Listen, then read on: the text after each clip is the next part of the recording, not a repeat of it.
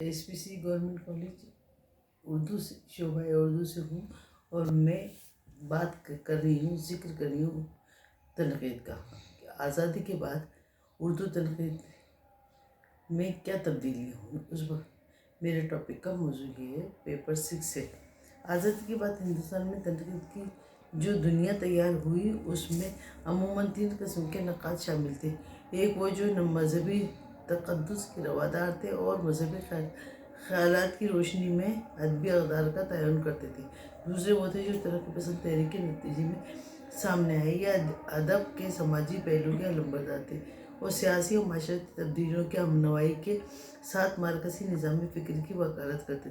جب ایک کانفرنس میں اشتراکیت کو لوازم کا اعلان کر دیا گیا تو بہت سے اعتدال پسند جو ادب اور زندگی اور سماج کے رشتوں کے حامی تھے مگر الحاد اور نفی ذات کے ہرگز قائل نہ تھے، اس تحریک سے بدظن ہو گئے اور بہت سو نے اپنے کو جدیدیت کی تحریک سے جوڑ دیا۔ اس تحریک کے جانبداروں کا مقصد ادب میں ادبیات اور احساس جمالیت پر زور دینا تھا۔ انہوں نے محض ادب، مسرت اندوزی اور ذہن تفن کو ترجیح دی۔ حکومت ہند کی اشتراکیت نواسی اور ترقی پسند تہذیب کی تیز آندھی نے تنقید کو مذہبی طرفداری کو تقریباً بے اثر کر دیا، لیکن جو جدیدیت کے طوفان سیلاب کو روکنے میں کامیاب نہ ہو سکی، جس کے نتیجے میں اردو تنقید کے 2 اہم مکاتب فکر ترقی پسند اور جدیدیت پسند ایک دوسرے کے خلاف محاذ آرا ہو گئے۔ یہ محاذ علمی اور ادبی معرکہ کا تھا اور ایک طرف مجادلہ بین الشمس القمر تھا۔ دونوں مکاتب کی باہمی رقابت کے نتیجے میں اردو کو تازہ ادب اور نئے زاویہ فراہم ہوئے۔ جدیدیت اور ترقی پسند دونوں نے اپنے علمی اور تنقیدی کارناموں کے عمدہ نمونے پیش کیے جو ہماری زبان اور تنقید میں گرا قدر سرمایہ۔ دونوں نے جو اپنے انتقادی اصول اور نظریات پیش کیے ان کو اردو ادب کے علمی اور تنقیدی ذخیروں میں محفوظ کر لیا گیا۔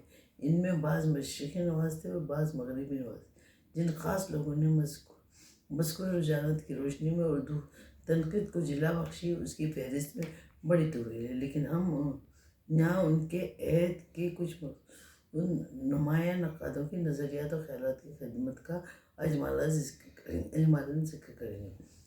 سید مسعود حسن رضوی ادیب حال ہی کے رد عمل کے طور پر ابھرنے والے نقاد ہیں۔ ادب میں مشرقی معیار اور اقدار کے طرفدار ہیں۔ انہوں نے حال ہی کی پیروی مغرب کو غیر ضروری قرار دیا اور اردو شاعری میں حسن و عشق اور گل و بلبل کی داستان کو اردو کا روایتی سرمایہ تصور کیا۔ وہ ان اشتہارات تشبیہات کے استعمال سے گریز کے مخالف نہیں۔ ان کا کہنا ہے کہ ادب میں عریانیت، فحاشی اور بے حیائی کے مقابلے میں حیا اور پردہ داری موزوں اور مناسب ہے۔ یہی مشرقی روایات اور اصولوں کا تقاضا ہے۔ ہماری شاعری اور آئینہ سخن فہمی ان کی معروف و مقبول کتابیں ہیں۔ کلیم الدین احمد شیشے کی دکان میں ہاتھی کی طرح داخل ہوئے اور اردو ادب و تنقید میں توڑ پھوڑ کرنے لگے، کیونکہ وہ انگریزی ادب میں ایم اے تھے اور مدت تک انگلستان میں رہے تھے۔ شاید اسی وجہ سے انگریزیت کا اثر ان کے ذہن پہ طاری ہو گیا۔